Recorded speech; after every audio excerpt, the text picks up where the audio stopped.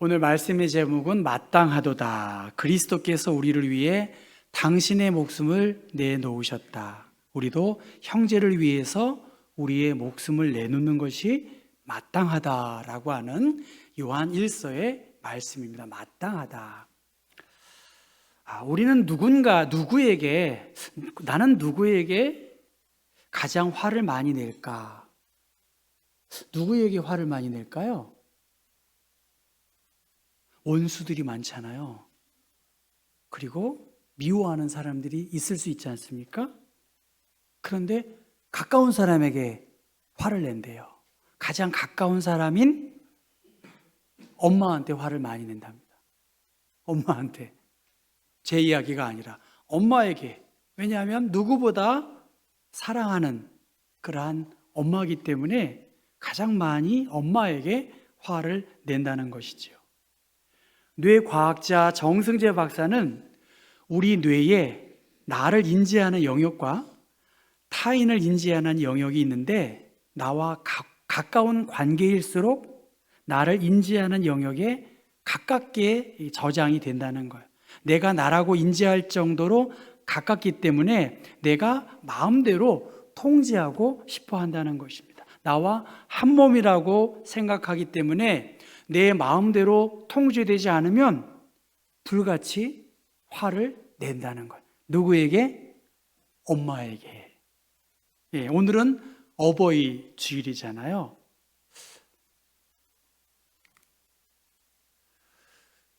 이거 바꿔놓으라 했는데 안 바꿔가지고 제가 순간 화가 났어요. 내가 아까 분명히 바꿔놓으라 그랬는데, 이것도 가까운 사람이니까 화를 내지 다른 사람에게 제가 화를 내겠어요? 어떻든 신명기 5장 16절의 말씀입니다. 너는 너의 하나님 여호와의 명한 대로 내 부모를 공경하라. 이것이 십계명의 몇 번째 계명이죠? 5번째 계명입니다. 레위기에도 너희 각 사람은 부모를 경외하고 나의 안식일을 지키라. 나는 너희의 하나님 여호와이니라.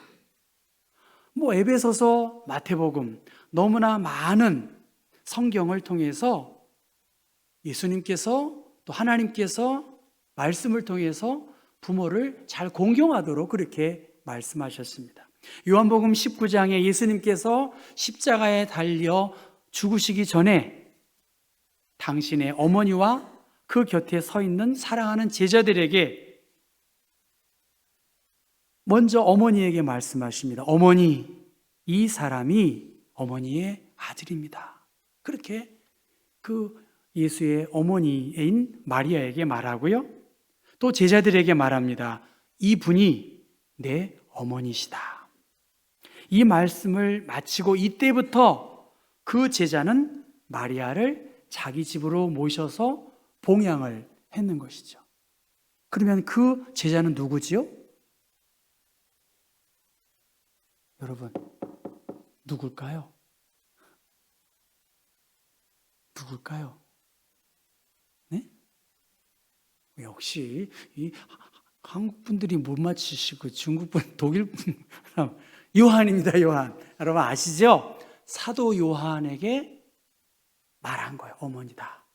그리고 그 후부터 사도 요한은 마리아를 죽기까지 이렇게 봉양한 것입니다.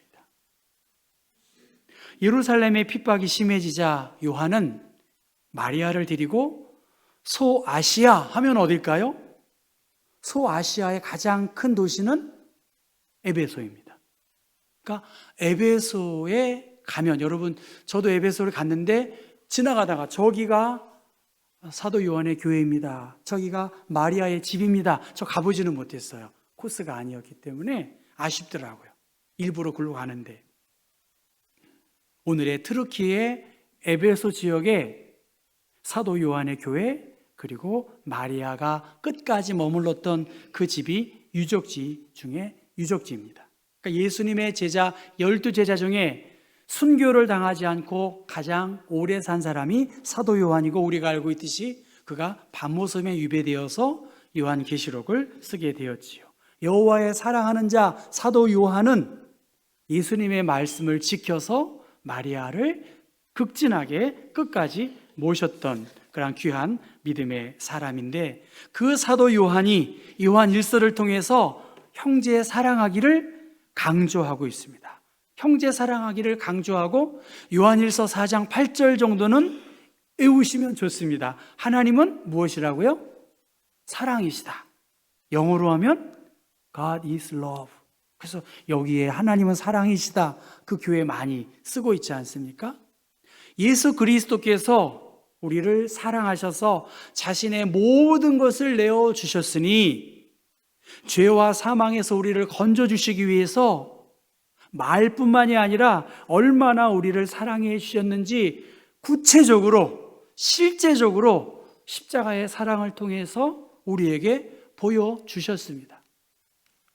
여러분, 오른쪽 한번 읽어볼까요? 그가 우리를 위하여 목숨을 버리셨으니, 우리가 이로써 사랑을 알고 우리도 형제들을 위하여 목숨을 버리는 것이 어떻게 해요? 마땅하다는 거예요. 목숨을 이웃을 위해서 기꺼이 내놓는 것이 마땅하다. 여기서 마땅하다는 말의 어원은 빚을 진 사람이 빚을 갚는 것이 어떻습니까? 마땅한 거예요. 제가 제 친구가 돈을 빌려달라고 해서 저로서는 큰 돈을 빌려줬어요. 받았을까요? 못 받았을까요? 못 받았어요. 못 받았어요. 진짜 못 받았어요. 돈 빌려주시면 주는 셈 치고 주셔야지. 저도 그런 마음으로 줬지만 시간이 갈수록 마음이 불편한 거예요. 이 친구가 너무 많은 빚을 사람들에게 진 거예요. 와이프가 일을 하는 것 하다가 IMF를 맞고 견디지 못해요. 근데 처음에는 미안해 하더라고요. 그런데 점점 뻔뻔해지더라고요. 뻔뻔해져요. 제 마음이 굉장히 안 좋았어요. 돈 쓸 거 다 써. 갚을 생각을 안 해요. 이게 무슨 말입니까? 마땅하다는 말. 마땅히 갚아야 할 텐데 뻔뻔하게, 죄인된 우리를 예수께서 십자가에 못 박혀 죽으심으로 우리를 하나님의 자녀 삼아 주셨기 때문에, 죄의 용서함을 받았기 때문에 우리 또한 다른 사람들을 용서하고 그들을 구원의 길로 인도하는 일이 무엇이라고요? 마땅하다는 거예요. 마땅하다.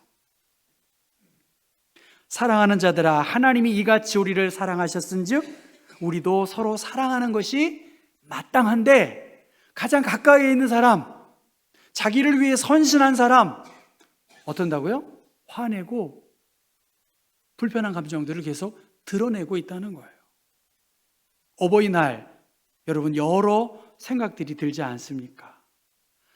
우리도 형제들을 위하여 우리의 목숨을 내어놓는 것이 마땅하다. 실천을 강조하고 있습니다. 16절 마땅하다.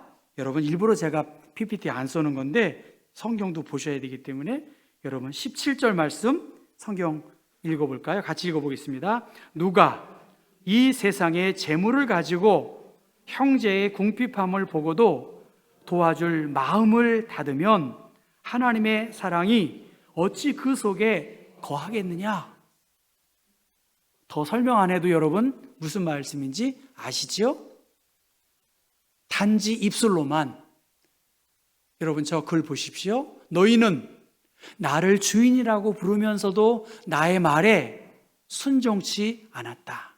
너희는 나를 빛이라 부르면서도 나를 찾지 않았다.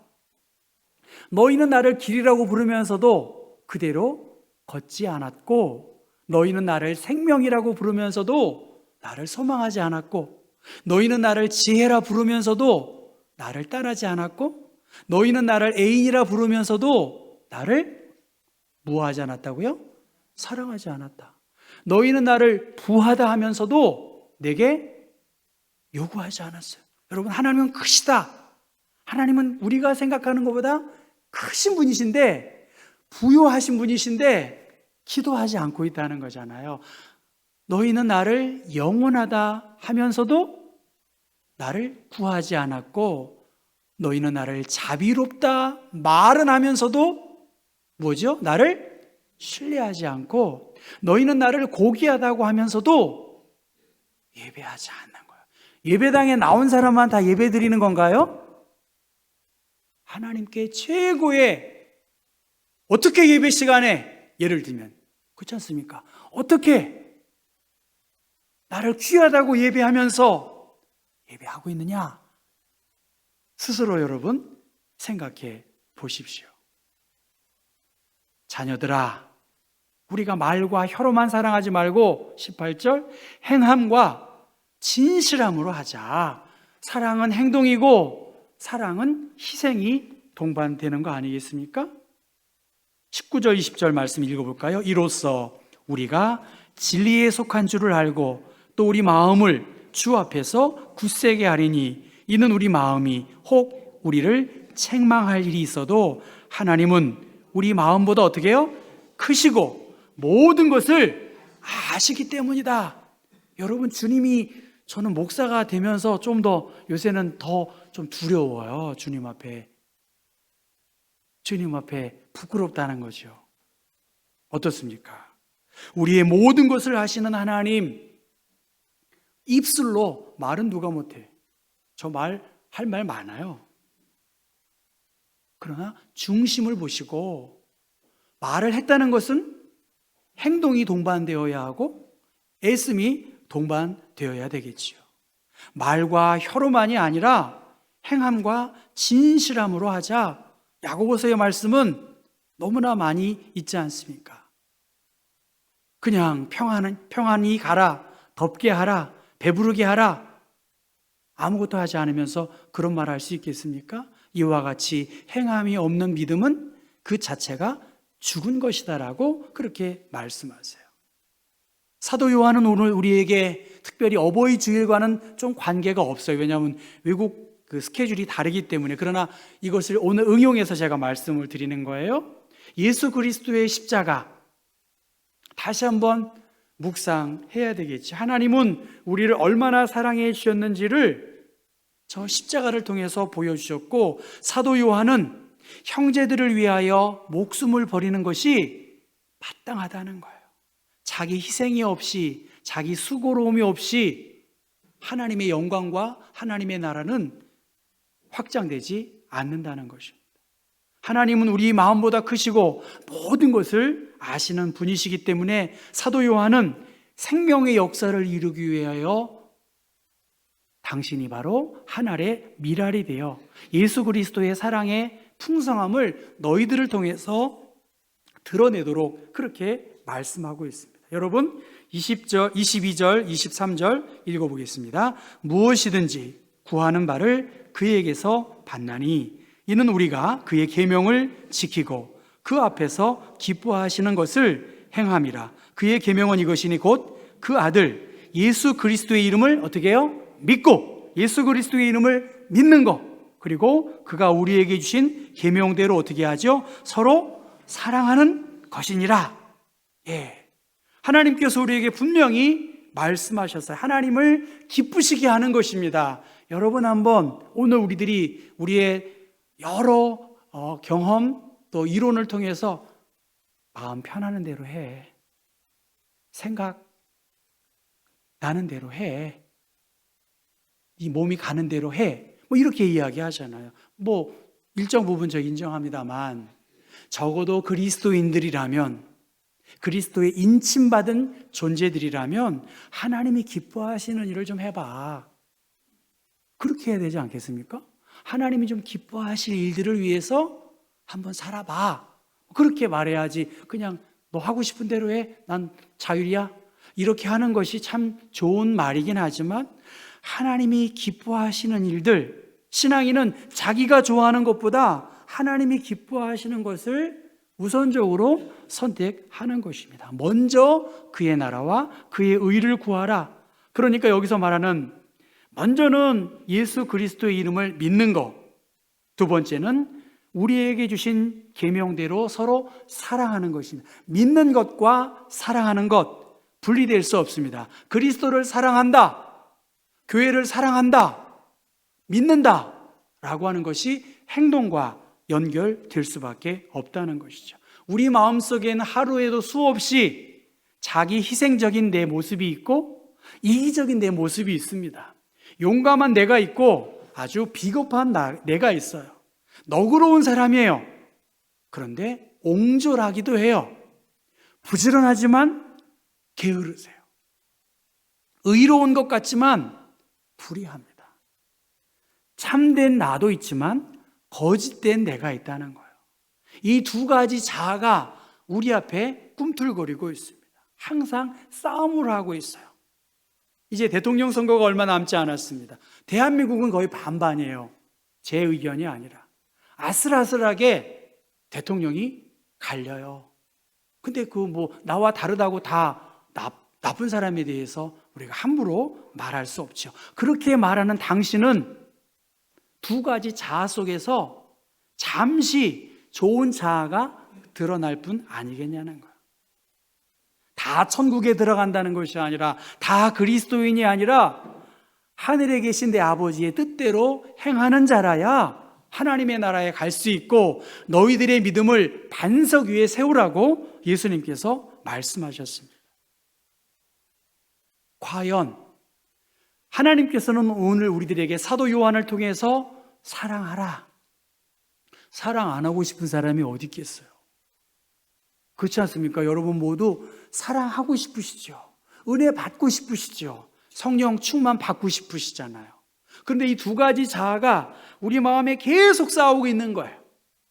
과연 무엇이 나로 하여금 하나님의 은혜 앞에 나아갈 수 있게 할까? 예수님은 그의 제자들에게 두 가지 마지막 만찬 때에 말씀하셨습니다. 이 땅에서의 마지막 삶에서 보혜사 성령을 너희에게 보내줄 것이다.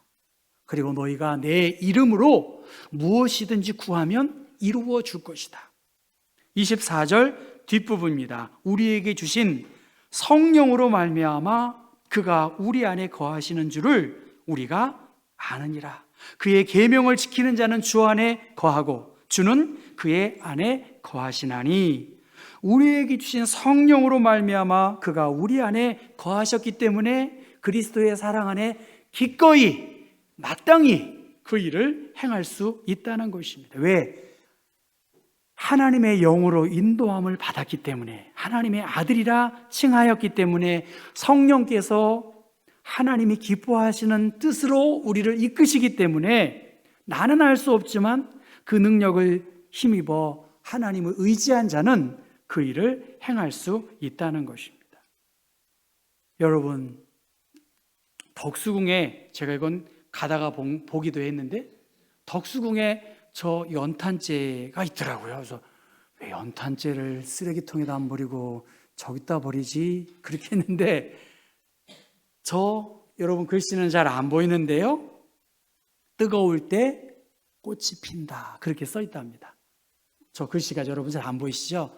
하얀 연탄재 다 타고 남은 다 탔지요. 남은 게 아니라 다 탄. 그리고 남은 저 연탄재 오른쪽에 뜨거울 때 꽃이 핀다. 그렇게 말합니다. 뜨거울 때 꽃이 핀다. 안도현 시인은 연탄재 함부로 발로 차지 마라. 너는 누군가에게 한 번이라도 뜨거운 사람이었느냐? 이렇게 말을 했대요. 여러분, 오늘 우리에게 사도 요한의 말씀, 형제를 위하여 저는 목숨까지라고는 말하기 어렵습니다. 그리스도의 사랑을 많이 받은 그 은혜를 기억하고 맨날 빚만 지고 살아야 되겠습니까? 맨날 누구에게 대접만 받고 누구의 호의만 받으면서 살아야 되겠어요? 짧은 인생인데 정말 하나님이 기뻐하시는 일들을 위해서 마땅히 나의 삶과 시간과 열정을 뭔가 드려야 되지 않겠는가? 가장 가까이에 있는 그 부모에게 뭐 이렇게 원망하고 불평하고 그렇게 우리의 인생이 끝나야 되겠습니까? 마땅히 행해야 할 일. 사도 요한은 그 예수님의 어머니를 끝까지, 그리고 피난 가는 가운데에서도 아름답게 공개했습니다. 사랑하는 경복교회 여러분, 교회 여러분 모두 애를 많이 쓰세요. 다시 한번 오늘 우리에게 주님이 말씀하세요. 행함과 진실함으로. 말은 필요 없어요. 이제는 행동이 필요하고 헌신이 필요하고 수고가 필요합니다. 성령의 도움을 우리가 힘입고 내 인생에서 저도 그래요. 나의 남은 시간 얼마 많지 않다. 내가 경복교회에서 얼마나 더 할까?